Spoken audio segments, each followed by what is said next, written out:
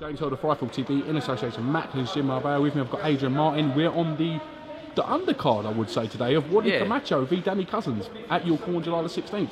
How are you, mate? You all right? Yeah, I'm good, thanks. How you doing? You all right? I'm very well, I thought you spoke very well with the press conference today, and quite an interesting story in itself. The fact that you got your licence, you thought everything was going ahead for your debut.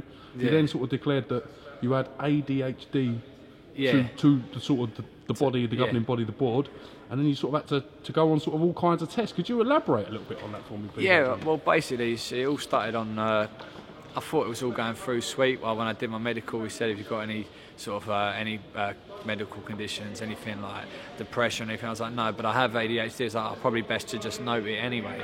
But I didn't think anything of it. It's something I've had since school. It didn't affect me as an amateur, and to be honest, boxing always helped me out with it all. You know, it was always the thing that clarity and that sort of thing to focus on. It helped me with use the energy that I have from it.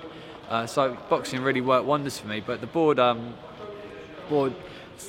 said that because of it and because I was taking medication for it, that I'd have to be off of it for 6 months, have a psychological evaluation, and then they'd reassess it. But because I'd already been off my medication for a little while, that time was less, and they come round to it, and I went and had a psychiatric evaluation, and they said I was fine. You know, boxing was fine. Boxing helps me. Must have been a big relief for yourself as well to have, not as much as it helping you, it's your life, isn't it? It's your everything. Yeah, it was everything. It was, it's my passion. I wasn't getting along with the amateurs. There's all this politics involved in it nowadays that's sort of killing the sport, I think, for youngsters.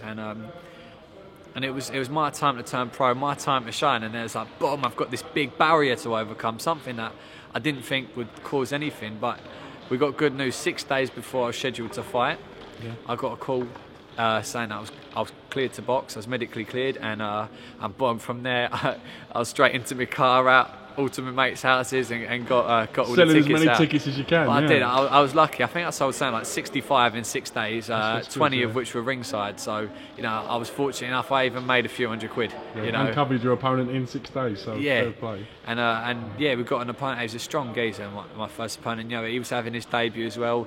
He was there. I was like, I'm happy. I'm fighting someone having their debut. He's coming to win.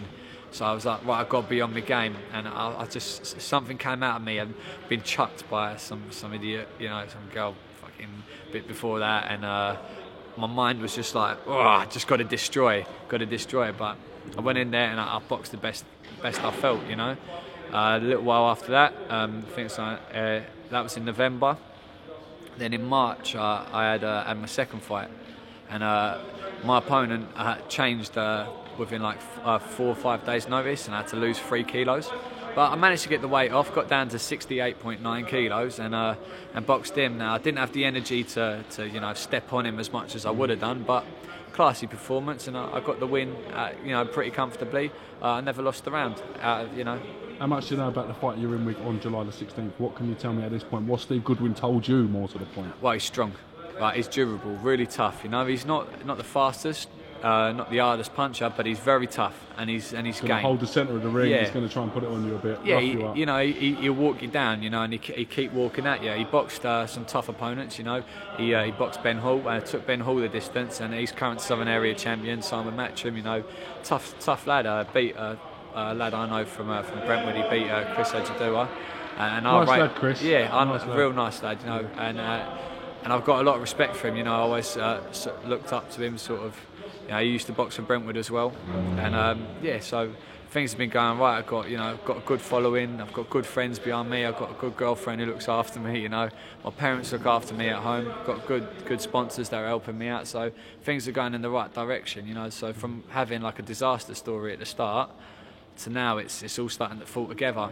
And I was getting ready for my third fight a little while ago. I was meant to be on. I can't remember what the date was. It was meant to be on my birthday on the 14th of May. I was buzzing, but a few days before the fight, I broke my hand.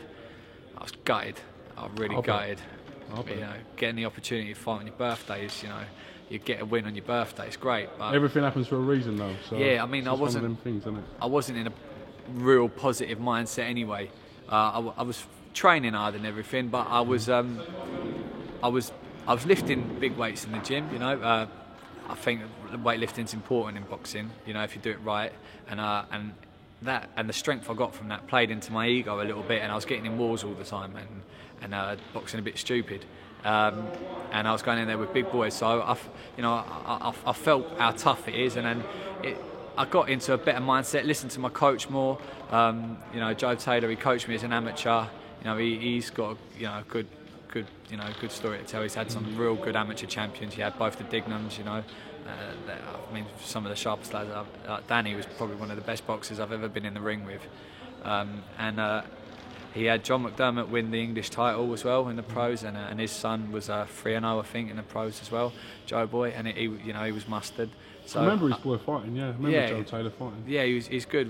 Very good. Joe Boy very Taylor, hard to hit, could punch with both hands, switch it. He was on the TV shows for a little while as well, wasn't he? Sort of disappeared off the scene a bit.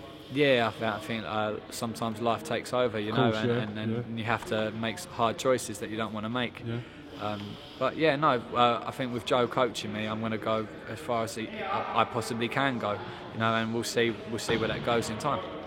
July 16th, next step on that run to where you want to be. That's it, yeah. So you've got a little while, enjoy the rest of your camp. Thank you for talking to IFL TV, and we look forward to catching you again real soon. Thanks a lot. Cheers.